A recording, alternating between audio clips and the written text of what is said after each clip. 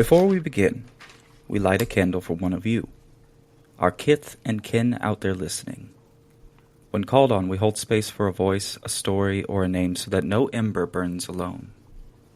And if any of you listeners have a request, want your name or story lifted up in this segment, or if there's anything you'd like us to address, please DM us on any of our socials at the Ember Report, or send us an email to emberdispatch@gmail.com. This week, the candle is for Sabrina Owens Newcraft, who wrote that she is going through a very intense grief cycle, hardship period in life at the moment. That you are seen, and that our voice is heard. A flame is lit, your fire is carried. We remember you.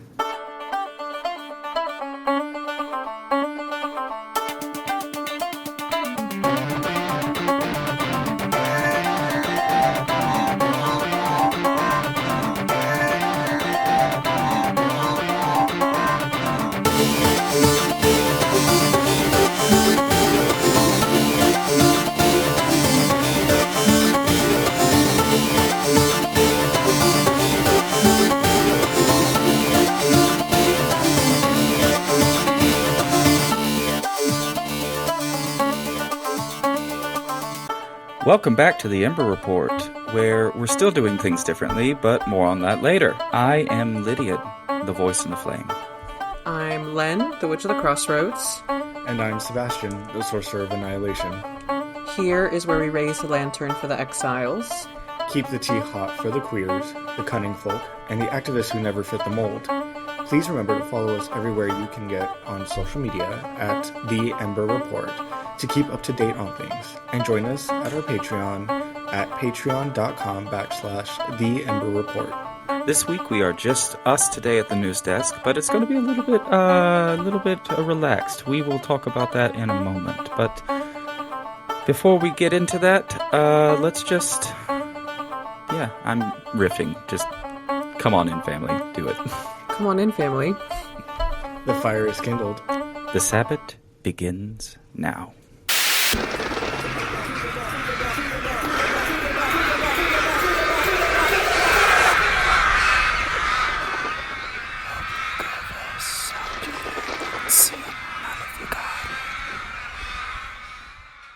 Today we need to talk to you about us. Who we are, what we do, and what the Ember Report is, really. We actually never really got into an episode where we talked about who we are as an entity. We've given all of you, obviously, tastes and glimpses, and we were very clear about who we are as people. But this week, we're just kind of talking about us and, get to know us a little bit, I suppose, because we are a bunch of ragtag witches. Welcome back, y'all. It's great to be able to have an episode where we can actually just get a little more one-on-one with our listeners and kind of just talk to y'all a little bit more, so that way you guys can know what to expect in the future, why we're doing this, and a little more about us as your co-host over here at the Ember Report. Gives us a little more insight into us and what we're doing here and why we're doing it. Yeah. We are a ragtag bunch of witches and sorcerers, and we tend to be loud and a bit obnoxious sometimes. But honestly, absolutely. Yeah, I mean, we just are loud and obnoxious. But at the end of the day, a little bit of a backstory. I was the one who had the idea for the show, and so I didn't even know I was going to have co-hosts until we were almost doing the show, and it has been the best thing ever. But I can share anything that you guys want to ask me, anything you want to maybe know, if you have any questions. If not, then fuck me, I guess. Yeah, no, we don't need to hear anything from you, actually. It's fine. I figured as much. It's just going to be me and Sebastian this time. Actually, so I'll see you guys later. Bye. Thank you. I can do that. No, so actually, you kind of started. I was going to say, how did this all start in the first place for you? Is going to be such a great little experience of journey for our listeners to hear about how this even how the flame even got lit in the first place, in the lanterns that we carry. Yeah. So I'm going to take us back in time to a bitch with a backstory. I'm going to take us back in time. Back in the day, right after the election, so this is 2024, November 6th, I wept. I spent the whole day crying because I was devastated. I didn't know what we were going to do. I didn't know what was the plan. November 7th, I remember this distinctly because it was like a switch went off in me. I stopped the crying, and I was like, fuck it, we got to get to work. We got to do something. And I have always been one to, encourage political violence when possible. But I also have, I have a debilitating pain disease called fibromyalgia, so there's not a lot that I can do. But one thing I can do is talk, and I can talk a lot. So I had the idea to do a podcast, and initially I did have a co-host. Their name was Rowan. Shout out to Rowan if you're hearing this. Honey, you might not have joined us, but the vision is still here. Come on back anytime. And we had the show. It was originally going to be called Maleficae Nuncium, which is Latin for the witch's news. We had a lot of ideas, a lot of these ideas that are still implemented even in the show today. For whatever reason, I think there was a conflict in that I was very adamant, and I still am adamant, none of you listeners are going to ever see my face if I can help it. I don't want you to know what I look like. I don't want you to know, who I am per se. Not because I'm trying to hide myself from you, but because I think the work is more important than the person behind it. And that was a bit of a controversial opinion to have because my co-host was very interested in being visible, being, visibly queer, which is very okay. I'm not against that. I'm visibly queer in my personal life. It's just when it comes to the work, I wanted to focus on mixing witchcraft and politics because honestly, the two don't.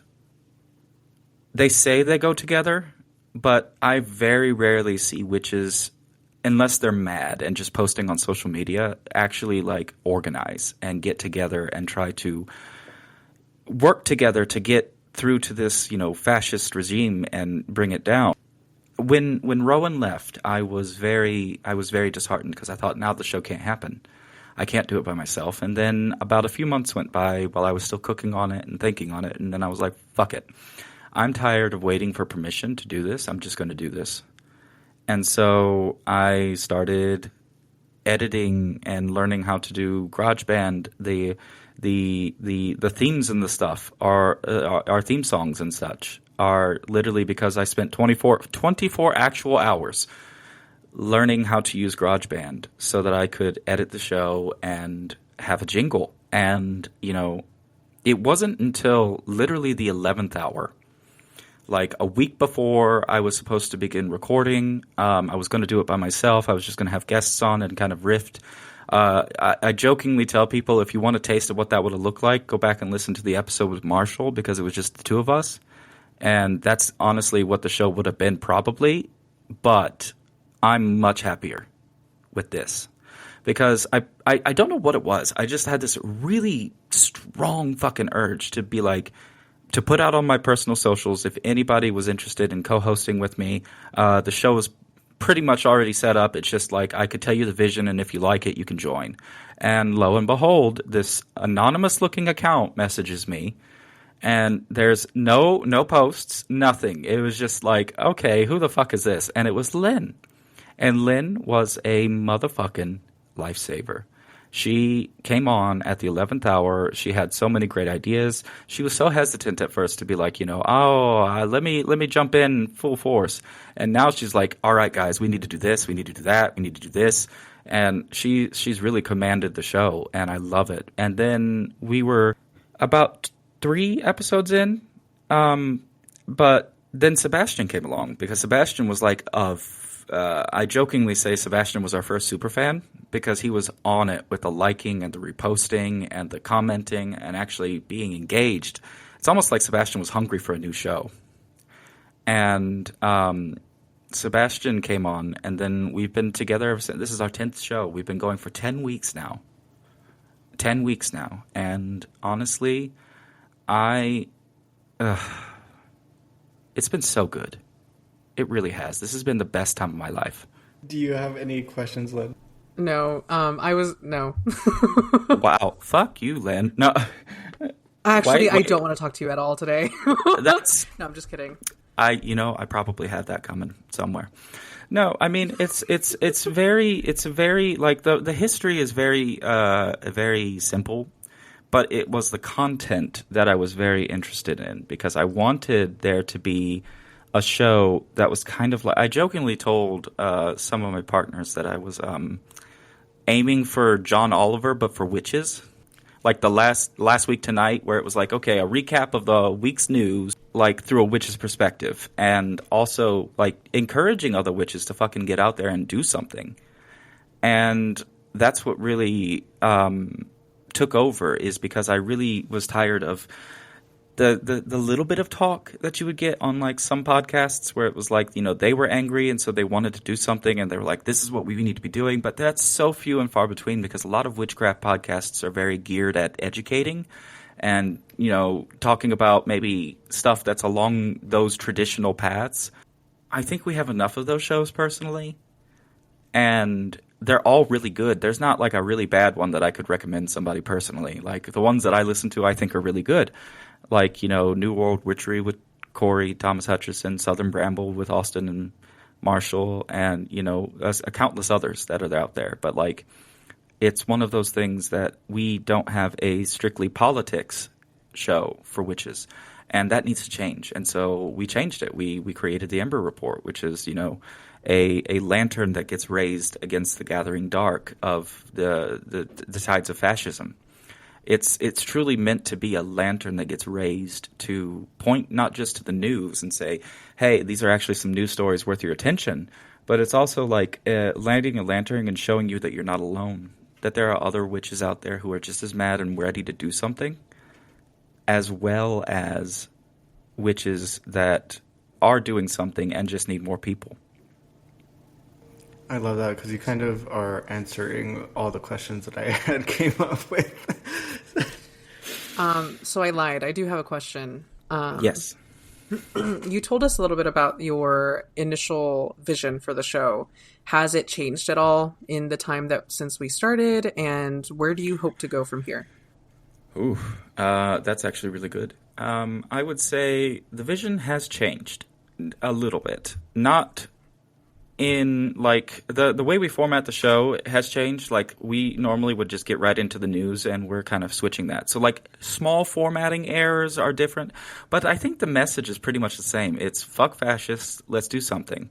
And I would say that as long as we stay to the heart of that, then we're pretty on brand with what we are. Like, it doesn't matter how the show itself is formatted, as long as we're staying true to the core, which is the message, which is, compassion doesn't fuck with us now. We got to fuck with something else. I'd say it's growing, though, because, like, as the three of us have gotten together, doing, planning and ideas, there's just so many things that we're willing to offer folks now. But also, it's what can we do to take the vision and make it more detailed?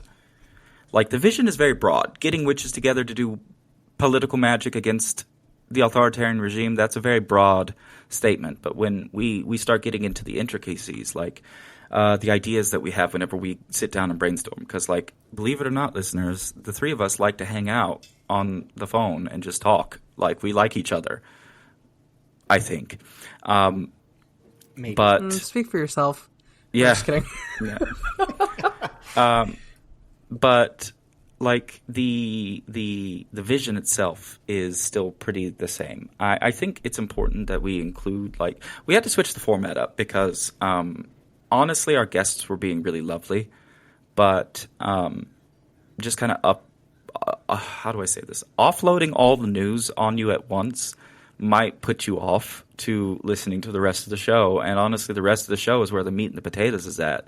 Like, the news is the appetizer. It's just getting your palate wet for what's to come. But the main course where we dive into maybe what is being talked about on the news and or what is being communicated, that's where the meat, that's where it's at, 1,000%. Yeah, that actually was going to be one of my other questions. Was like, how do you? Or sorry, are there any new formats or segments you'd like to experiment with on the podcast? But we kind of addressed that sort of. I will say this. There's a little tiny one that has been like in the back of my mind for a long time. I really wish I was better at astrology, because I would love to include like a little weather segment of like, this is what the forecast of the stars says, and this is what you should be thinking about and or worrying. But like, I'm going to be so real. Astrology is like algebra to me. Like, there's too many calculations. There's too many moving parts. Literally, there are planets moving in the sky. And, like, it's just, I don't have the time. That's probably a bad answer. Like, I could make the time to learn, but tarot is much more interesting to me, personally. Yeah, no, I love the idea of the weather segment. We should include that at some point. I want to so bad. I really do. Ideas. It's just... It's gonna come to me, person with the name Storm handling the weather. I will say that what you just saw right there, listeners, is just a little taste of how we operate. It's one of us giving an idea of like, I really been thinking about this, and the other two going, holy fuck, that's a really good idea. Let's how to make it better. And that's just how we operate.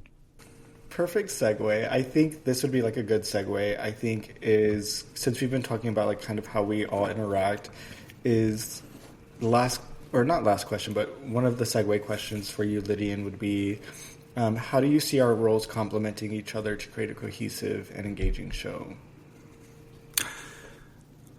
Very interesting. So it's almost like we found the missing parts that we didn't know we needed to have, you know? Like there's Lynn.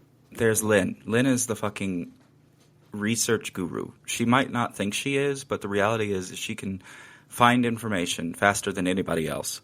And she can sift through the bullshit. Like, she can sift through the fucking bullshit.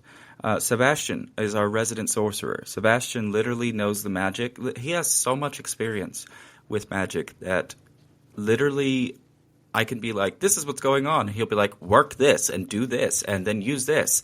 And he just has so much knowledge that it's just beautiful. I don't know quite what my role is, honestly. Not to sound like a weird person, but like I have been thinking of myself so little through this that I have been just focusing on helping you two, you know, really hone into those talents of what you're good at when it comes to the show. I don't know what I'm good at when it comes to the show other than editing or making jingles. Because that's just the reality is I feel like I did a lot of the stuff in building this show, and now I'm kind of having a little bit of an identity crisis trying to find out where I fit now that the world is built and it's taken off. Because I don't consider myself the leader. I consider myself the founder, sure. I'm the founder of the show, but I'm not the leader by any stretch. We lead co-equally. We lead everything has to be a vote. It has to be like, do we all agree to do this? Do we not agree? And if there's even a single dissent, we explore it. There's like, okay, what's going on? Why do we maybe not feel that's the direction to go? And I've never had an argument with you two, knock on wood. I've always just, you've come to me and you've been like, let's do this. And I'm like, fuck it, let's do it. Because why not? Why would I say no to really good ideas? That's stupid. Just because it may not quote unquote fit the vision right now. The vision is changing. The core vision is the same, but the implications of that are far more reaching than just, that doesn't go with the vision, we can't do it. The vision can change. The vision should change. The vision needs to be at the core fighting fascism. But how that gets implemented is fucking anybody's game. This is actually kind of fun. You two I was like, you two should do this more often. Just quiz me. I don't know. I guess what I want to talk about, to switch topics, is what do we offer here at the show? What are we offering? What are some things that we're starting to cook up that we can give our listeners and or the people who listen to us?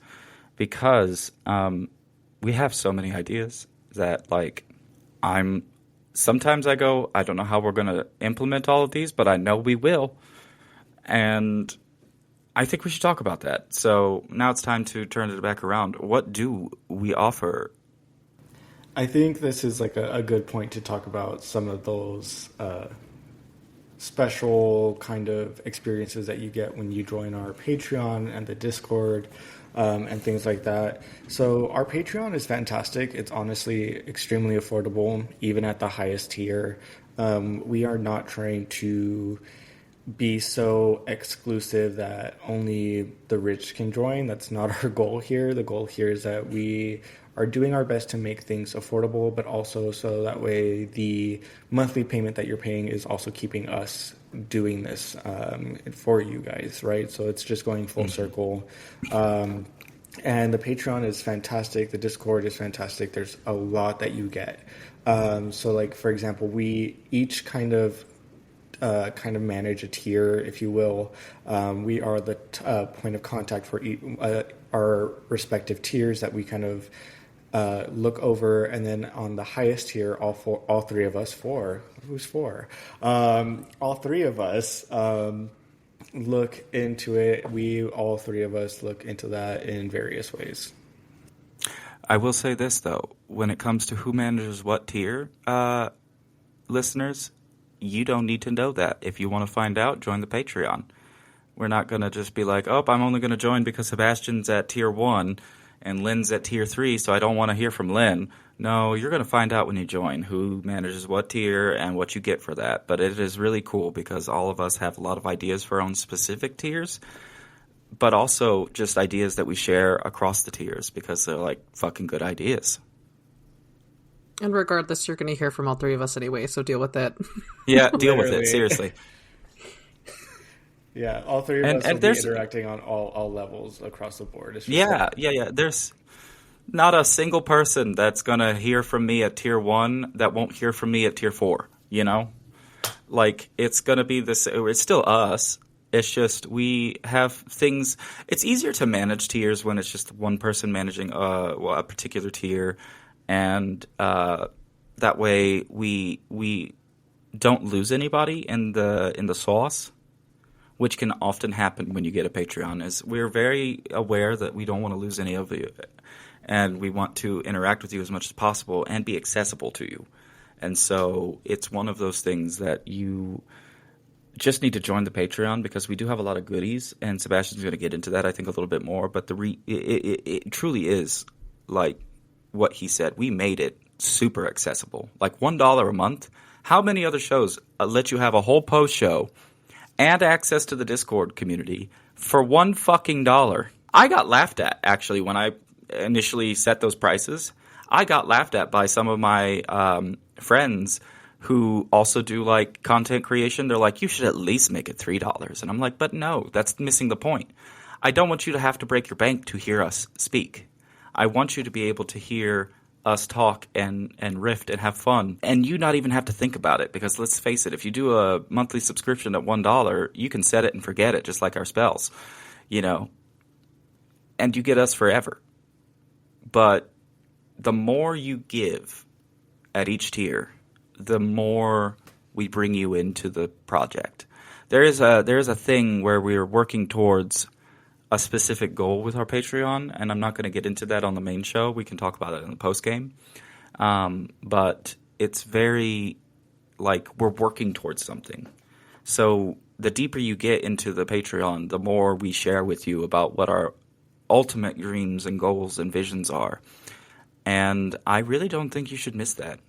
I have to agree. I mean, for $1 a month at the Hearth tier, you get access to all of the after show episodes of Ashes and Sparks. You get entry into the Discord community, which honestly, the Discord is awesome because you get access to surprise, like live events from us, live coverings of us talking about different things, reviewing different media, reviewing different discussions, etc., books, shows, movies, the like.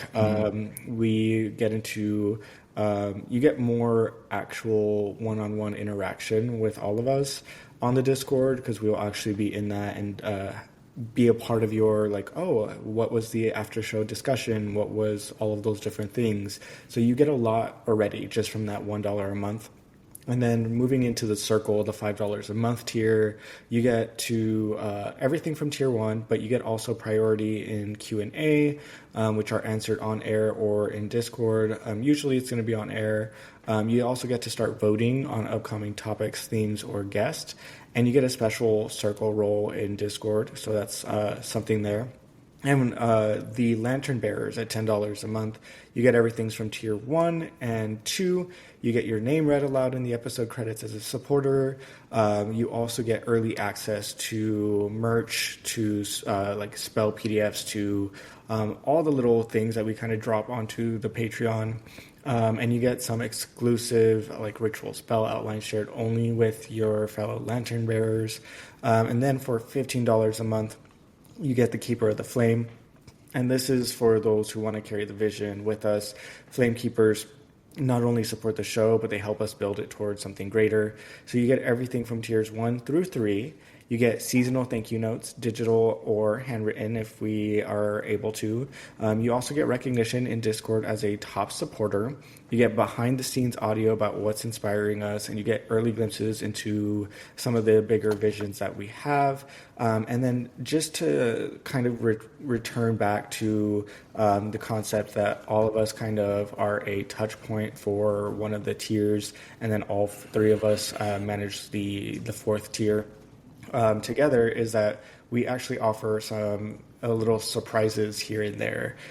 So like, for example, for the tier that I manage, I won't tell you what tier, is that you'll get like surprise spell work, group spell work for that tier done. And we get to vote together on like, what is it going to be? Is it going to be money? Is it going to be road opening? Is it going to be protection? And then I get to do that spell work for all of y'all.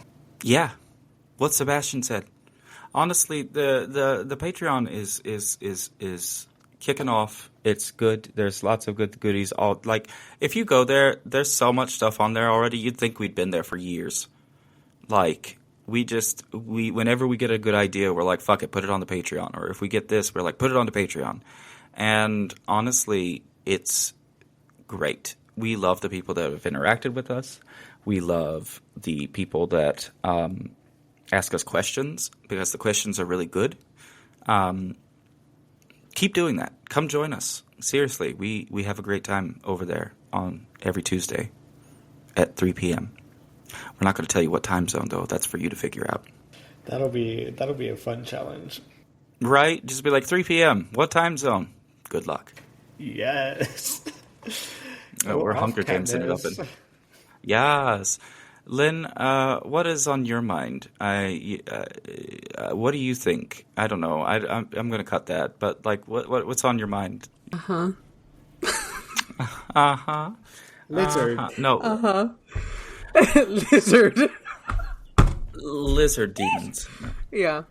I will say, Lynn, we like to riff on her a lot on the show, because like, she is our researcher. She does a lot of the researching, but like, she has openly admitted that she loves listening to the conversations so much more than actually communicating sometimes, that she forgets she's even being recorded. And honestly, I love that, because it means we're having good conversation. If Lynn is quiet, that means the conversation's good. If Lynn's talking a lot, that means there's a problem. There's a problem. You should, it's like the SOS. She's blinking so much. It's very Zoran Mamdani smiling and nodding right before he ripped a new one in Andrew Cuomo. Yes, abso-fucking-lutely. Come on, Zoran. We still love you. I think this would be like a good moment, Len, for us to kind of like segue into some of the questions for each other.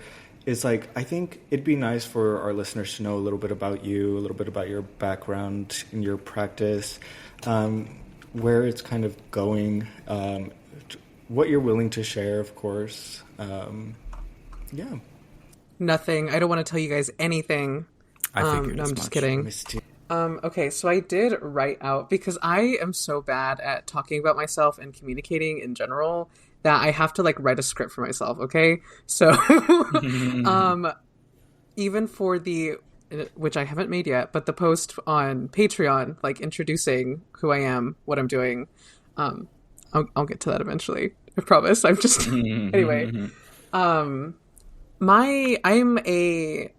I would consider myself a Mexican American folk witch. So my practice, my belief system is all based in, not based, but it's like influenced by the culture and folklore of my ancestors. Oftentimes they are directly involved telling me what to do rather than just influencing me. But at the heart of that is Santa Muerte. I'm a Santa Muerte devotee through and through. She's been there the longest, and I'm hoping she'll be there until I see her. I don't know where to go from there. Please ask me a question. I think I want to know so you like to ask this question in the post game, and I'm going to ask you the question on the air because since you talk about folklore a lot, what is your favorite piece of folklore that has influenced your practice more than any of them? So the Moments Kopwinkwi is hold on. I'm going to look up the name just to make sure I'm pronouncing that correctly. And we love that. Moments Kopwinkwi. So in the Mexica mythos, there's a belief that women who are born on the day one wind, so I think it's Ehecat, are born with the natural ability to remove their legs and transform into birds. They would go around, they're also associated with, the fog and the mist. So when they do appear, or how people know that they're there is, a glowing fog going through the town. And then, the next morning, babies will be found dead in their cribs. Because they literally eat the souls out of them. So are you trying to say I won't go into too much detail, but that has influenced my practice a bit. So you're out there stealing baby souls, is what you're telling me? Are you secretly 406 years old? I'm not telling you shit. That's fair. I plead the fifth. Your NDA signed. Listen. What happens between Satan and Lynn stays between Satan and Lynn, okay? Mm-hmm. No, but I think the folklore about witches going to torment people in their sleep or at night is very, very... Yeah, I'm just going to leave it at that. What happens between Tezcatlipoca and Lynn stays between them. I was going to say Lynn literally just is confessing that she likes to go out and, she's the definition of the hag rider. If you find out you're being hag ridden, it's probably Lynn. No, I'm totally kidding. She's just out there stealing baby souls. You know what? I actually do want to talk about this more, but I'm going to save it for the post show. Where's my? Don't look at me like that. This is how it happens in my house. I don't want to hear this. You're lucky I might cut this. I might cut this. We don't know that I'm going to cut this. That's the beauty of me being the editor, is that I can literally choose to keep this in if I want to, and you two can't fucking do a thing about it. No, because our post show last time was so long. I think because when you texted us saying that you posted all hour 40 something minutes, I was like, no, hold on. It was an hour 20. Wait. That entire last 30 minutes was just Sebastian and I talking shit. Really? Well, talking shit or not is now for the Patreons to decide, because it's that was a very long post. I'll let you know. I think it was right at 128 or something, or maybe 130, and adding the intro and outro music put it over the edge. It was like an hour 37 minutes. It's just 2 hours. And I'm like, talking. Honestly, I love that. That's another thing that we're going to start doing more for the post game. Usually, the reason we've been keeping it to a half hour is because we try not to be very demanding of a guest's time, because a lot of these people are cutting out an hour and a half at minimum to talk to us of their day. And I want to be respectful of that. And so I try not to hold them past like the half hour that they're supposed to. But recently I've been informed that people really like the long post shows. And so to not be so much of a stickler about that, I suppose. And so I will not be. I will not be a stickler. We will let them. I might not be able to stay for the entire hour and a half long conversation, but the two of you can talk as long as you want, and I will put it out there. Yeah, we'll just talk and talk and talk. I mean, that's kind of what the show is. It's also just like it is kind of a talk show. We are talking, and we are sharing life with you. We're sharing our struggles, our triumphs, but also we're sharing, our passion for fellow people. We want to see humanity do better. We don't want to see this current trajectory we're going on. And while there's a lot of things that we're mad at and a lot of things that we should be mad at, there's just not enough of the solidarity that we need to have as witches and practitioners of all types. And so we're really trying to foster that community. And that's also why we brought on so many guests that you probably recognize and love, is because we want you to know that like we align ourselves with, this crowd of people that you already care about mostly. And we also want to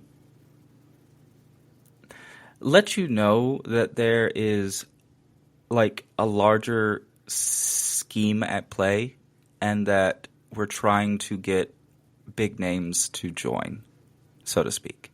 Basically, we're recruiting for the army, the Witches Union. We've talked about this. We're recruiting. If you want to join, we'll figure out how to get you a little name card. It'll be fun. You just have to present it at the first Thursday of the full moon. Again, we're not going to tell you when. You're going to have to figure that out. Gonna get you some dog tags made. Honestly, witchy dog tags would be fucking fire. From Marcus McCoy, please. Yes, 1000% I would do that. Shout out to Marcus McCoy. I don't know where to go from here. Do you two Let's go back to Lynn really quick. Uh-oh. Okay, before you guys say anything, I do want to, if listeners want to learn more about Moments Copinqui or that kind of folklore mythology, I would recommend picking up anything by Laura Davila. Read her book, Mexican Sorcery. She talks about it there, and also Mexican Magic. Both really great books. Cannot recommend them enough. Okay, go on. What is your favorite color? No. You're gonna listen back to this episode. So when Sebastian said earlier that that we asked all the questions that we could possibly ask, the only thing that either of us asked was Sebastian asked me what my favorite color was. But you know what? We can talk about that. Green, clearly. I have green everything. Green this. I literally got a green Bible on my pilgrimage. Like she is literally she is Elphaba, the Hispanic Elphaba. That's what Lynn is, okay? She is the Hispanic Elphaba. She's defying gravity. She is all over the place. If you care to find her, look towards the western sky. That's all I gotta say. At a crossroads. At a crossroads, though. It has to be at a crossroads. Again, we're not going to tell you which crossroads. You're going to have to figure that out yourself. Crossroads pointing west. Figure out what time zone. What time zone. We just got to, yeah. We're being a little silly today because it's not that we're trying to cut up time. Honestly, there is nothing to cut up. It's just we've been kind of going through not a bit of a reset, but like it's worked out for 8 episodes. We had one that was kind of and then now we're back to it, and we're hitting the reset button so that we can begin doing. I do real quick want to talk about the news because this is just too juicy to talk about. So, did any of you have Trump blowing Bill Clinton on your bingo cards for 2025? Because I sure didn't. Listen, I knew something was going to come out. I never thought it was going to be something like that. Trump's I mean, a it was bisexual. bound to happen.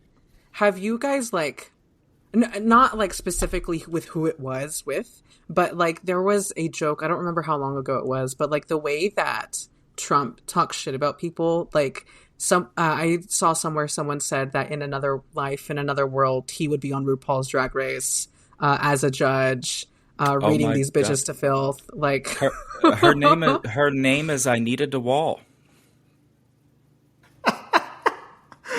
I hate that so much. No! Her name is Anita DeWall. And I love her. She's great. She's a cunt. And she's very catty. Unfortunately, she's also the president of the United States and the worst man to ever cross the face of the globe. But as a drag queen, she's a cunt, and I love her. Did you hear? Okay, and not to. I feel like I'm just stringing news stories along, but this is kind of the gossipy thing. I'm allowed to gossip for political things, but Trump has like been on a warpath with Marjorie Taylor Greene. That he called her Marjorie Taylor Brown because grass goes brown when it's bad. Is exactly the Truth Social post he posted. He's like Marjorie Taylor Brown parentheses because grass goes brown when it goes bad. And I'm like, as if we needed you to explain your terrible puns to us. The fact that he felt the need to, like, okay. He's also called her Marjorie Trader Green, which is a little bit more clever, but let's not give him any credit. I don't like Donald Trump. Donald Trump is an evil man. You know what was most interesting about the Epstein drop this week is that there was like an email that said that Trump is like Jeffrey Epstein. Let this sink in. Jeffrey fucking Epstein called Donald J. Trump the most evil man he has ever met. That's like Satan calling Satan evil. I don't understand. I feel like this story is like, my husband was very adamant. He does not want to talk about the Bill Clinton blowing or getting blown by Donald Trump thing because he thinks there's just more pressing stories to be talking about. But it's just the fact that, like, Trump said something in 2015 or 2016 that really sums up his politics. He could shoot somebody on Fifth Avenue and not lose a single vote. And honestly, yeah, because this man is a confirmed pedophile. He's a confirmed deviant, if you want to use that old term, from the 50s. He's a deviant because he sucked another man off. And yet he has the caucasity to say that we are just evil. The queers are terrible. You think it's because he hates himself? No, I think he's obsessed with himself. He loves himself. I don't think that he hates himself at all. I don't think that that's what it is. I should have clarified. I think he enjoys using power over people. I don't know. No. I meant clarify as in like hates himself because there's like that secret bisexual side of him that he grew up and he can't reconcile. Like, if he's blowing people like Bill Clinton, obviously he doesn't mind doing it. I don't think it took a lot of coercion to although why the fuck would you want to get some sloppy dome from Donald Trump? Like, out of all the things, it should make you sick to your stomach. I saw something that was a meme, and it was like a picture of Trump's neck pussy, and it was Bill Clinton below that said, "I tapped that." No. I'm gonna die. Oh, I'm so sad. What timeline do we live in? Jesus Christ. Also, in the news, there is, the Democrats shot their face off despite themselves. We had that brilliant win with Zohran Mamdani and a slew of other Democrats, and immediately they turned around and been like, guess what, guys? We're going to reopen the government because we can't actually win this. Are you fucking kidding me? Like, are you serious? Listeners, we keep it real with you here at the Ember Report. We always have. And these idiots Every single one of them need to be primaried and ousted. There should not be except for Bernie, but he's an independent. There should not be a single senator in the next 10 years that we recognize on those senators unless we put them there. You know, that's just my opinion. I don't want to hear the name Chuck Schumer ever again. Guillotine. Guillotine. Guillotine. Guillotine. Yeah. They're so old. I mean, I don't know why they're still there. Because power is intoxicating. We did have some good news from last week, aside from it was Monday the 10th that the Supreme Court threw out Kim Davis's petition to overturn Obergefell v. Hodges. Hell yeah. So, yeah, there's that as well. They said, we're not touching the gays. They will literally kill us, and I don't want to die. And that's on what? Period. Did you just say, and that's on what? Yes. Because that's on period, honey. That's what that is. Have y'all seen the TV show Community? No. Is it good? It's okay. We'll talk about that in the post game. Yeah, not to throw y'all off topic because I know how y'all are about to get, but me and my partner are now on season 2 of Interview with a Vampire. Bitch, How far? We're gonna talk about that in the post game. And if you want that, you're gonna have to listen to that because Lynn and I have some words and some things to say about that show. Yes, we do. I knew that's how that was gonna go. I heard your heart's dancing. You listened to it like some creeper. And then I watched you drain a dog and 2 cats. This is not a life. That's because you took my life. My life. So good. So good. But coming back to some of the questions, I think this would be a good one. Len, why do you call yourself in the intro the Witch of the Crossroads? Ooh. Because, well, I wasn't sure what to refer to myself as, so Lydian picked it for me, and I was like, you know what? That works for me. Okay, switching it back. Lydian, why is Len the Witch of the Crossroads? Because, she, when she first met me, she was very much like, I'm a crossroads witch. I'm like, a folk witch. And so I was like, well, she's the witch of the crossroads. It's very simple. It was just, like she tries to embody that spirit of the witch that would be like, if you were to go to a crossroads and make a deal with somebody, it would either be her or Satan. That's what you're going to see. And I would prefer it to be Len because Len is at least, a much nicer individual than Lucy is. But who knows? Well, I could be kind of a bitch. I picked little monikers for myself and by default Lynn because we just calling ourselves by our names didn't feel right. Like we wanted to be like standing for something. Like I call myself the voice in the flame. So the metaphor behind that is, I am the voice that you listen to that is inside the lantern that's burning, that's being carried by these 2 other people. I am the voice that you listen to when, it's one of those things you don't know what to do about a political situation, but you remembered listening to the Ember report and you're like, oh, I remember exactly what to do. My voice, I want to ring in your ears more than my face, more than my person itself. I want you to just hear me. And Lynn came along, and she was powerful. She was like, I'm doing road openings for us. I'm doing all of these things. And she embodied the true, nature of what a witch at a crossroads would be. And it wasn't a stretch. And then Sebastian comes along, and Sebastian already had one. He was the Sorcerer of Annihilation.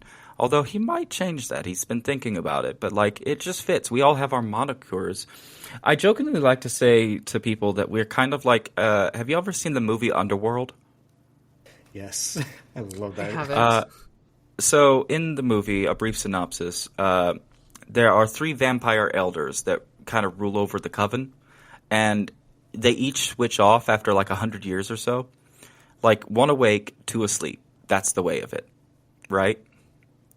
And I kind of like the idea that when we became a tripod of co-hosts, that, like, we each kind of carried something that was unique to us.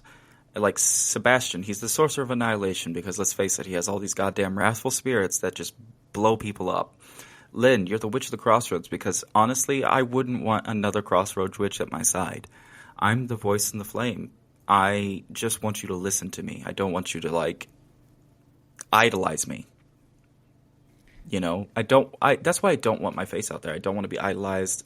I don't want people, not that I think I'm so vain to think that people would idolize me, but I know what it's like when people who show their face in their practice, it becomes very much, it has to be aesthetically pleasing. It has to be, you know, it look right. It be, it's all of those things. I don't care about that. I care about you listening to the message and doing the things. And so that's why I chose that name for myself. But yeah, that's just a little synopsis of why we go by those names, so to speak. Here's a little gossip for you. Not that you can engage in it, Lydian, but you can listen. I found out that part of the reason why some of my book publications did not go through is because of that. Some of these publications need you to look very refined in your practice, and it has to look like a folk practitioner. And if you're not that, they will not publish your stuff. And I obviously was livid because I am not a folk practitioner. But I digress. I did want to make a little thing that I kind of put one and one together when you were addressing the titles. For Len, I think it's kind of cool because you are very good. We've talked about your talent in information gathering, and where better for information to pass through than crossroads, right? Mm-hmm. I feel like that is where all information has to pass at one point or another. So I feel like Len is there in the middle, just grabbing all the information as it passes, and like that, I'm keeping that. You're going home with me. People don't even know. I'm listening and watching all the time. All the time. She is. That's why she's just so quiet on the shows, because she's just listening to us. She's just like, what are you about to fucking say? Like what are you about to fucking say? Like the owl in the branch, in the tree, in the forest, just quietly listening. You can't even tell that it's there. And then Lydian, I thought it was, I don't know, I just had the immediate thought of like the fucking burning bush and the voice in the bush. Yeah, so I was gonna say that. I guess I could be God. If that's the case, then sin doesn't exist anymore, and do what you want. See, I would be a great God. God, is that you? I really would. Yeah, it surely fucking is. And you haven't been listening to anything that I've been saying, so now I have to appear in this goddamn burning bush and perform a pony trick when I'm goddamn God and do all of this shit for you. So you better be appreciative. Cutscene. Did you know that dog spelled backwards is God? Did you know? No. I just couldn't, but for some reason in my head, see the scene in Spider-Man where she's praying and then the house blows up. Yeah, that would be it. I have been known to pray and houses blow up. It tends to happen quite a bit. That's why I just stopped praying, y'all. I just am tired of the praying. That's how you know the three of us are there. Someone's praying and there's an explosion. Yeah. Yeah, that's pretty much it. I would like to know real quick before we go, Sebastian, why you wanted, I mean, don't just say because you were looking for an opportunity, but why do you stay with us? What is something that's keeping you coming back each week? And I guess the same for you, Lynn. I have nothing better to do. I'm kidding.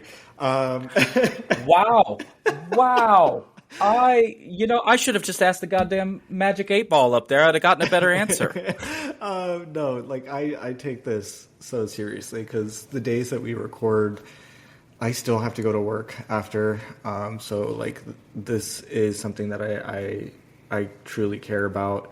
And I stay and I'm a part of this because of how much I have been wanting to see this type of mission, this type of idea, this type of concept exist, how I wanted to see that come into existence, be implemented, be all of these things, because I've been saying this stuff for a very long time. So to have that kind of opportunity here with y'all to actually see this, to be a part of something bigger, to be a part of some kind of change, is really what brings me back all the time. And then there's you two. Aww. My answer is going to be very similar, except I don't like either of you. No, I'm just kidding. I have wanted to be part of something like this for a really long time. So seeing you post about it on your personal socials and DMing you, I had to force myself to do that because I don't engage in social media often. I'm not really good at all that shit. But yeah, I just wanted to be part of something like this. And yes, I do enjoy talking with y'all and talking shit and yeah. I think what keeps me coming back is, not to sound cheesy, but it is the two of you and the work itself. But it's the two of you because, like, you two have become my best friends. Like, you are seriously some of the people I look forward to waking up and talking to, even if we don't say a lot to each other that day. But also, it's just the work itself this is good work. This is fun work. This isn't like a chore. I mean, do I look forward to editing the show all the time? Not at all. But once it's done, I'm happy again because it's like, fuck, we just did that. We just made this show, you know? And honestly, I think editing's the worst part. That's the only part of it I don't like is the editing. Everything else, from the looking up news to coming up with topics to talking to guests to talking to you two, easy peasy. I could do this all day. Except today because Lydian, a little taste of what happened. Lydian went out to a bar last night and stayed out way later than Lydian should. Way up past Granny Lydian's bedtime. And I'm drag-assing today because of it. But I had a great time. Shout out to Dyke Night, even though I'm not going to tell you where it was at. But I was just going to say, just for our listeners, just a friendly reminder that you can purchase readings from me, spell work, the whole 9 yards. So I also offer sorcery for hire. So that is something that you can always find me at over on my Instagram, over at Sebas_the_storm. But yeah, I just wanted to drop that for y'all so that way you guys know that there is that opportunity for y'all. You know what? We don't appreciate self-plugs on this fucking show, so how dare you do that? What is this? Do you think that me and Lynn are not good enough? That you're the only one that can offer any kind of fucking services? You know what? Fuck this. I'm out of here. Absolutely. Hold on. I've noticed within like the past few months, past few weeks, I've gotten much better with my divination, so I want to start offering that shit too. But maybe soon. Not yet. Soon. I do know that we will be offering services like that for our Patreon, for our folks. Like, we do spell work, we'll be doing divination, some of us, and such. So again, not to plug it one more time, but if you want to join us on Patreon, we will absolutely be doing those things. Other than that, I think that's a show. What do you think? This has been the Ember Report, where resistance is witchy and spells are not optional. I'm Lydian, the voice in the flame. I'm Lynn, the Witch of the Crossroads. I'm Sebastian, the Sorcerer of Annihilation. If today's fire stirred something in you, share it, cast it wide. If you'd like to linger a while, there's always tea on the stove, a place in the resistance, and room at our table. At this time, we would like to also thank you, our Patreon supporters, by name for your support. So a special thanks to Pablo Rodriguez and Sabrina Owens Newcraft for your support. Your support keeps us going. We'll be carrying this Ember over to Ashes and Sparks, our Patreon after show, for an extended conversation with us. You can find that at patreon.com/theemberreport, where as little as $1 you can gain access to our show and Discord server. Until next time. May our rage spark resistance. May our grief become fire. May our magic be sharp and unrepentant. The lantern is lit. We're still out there. And so are we.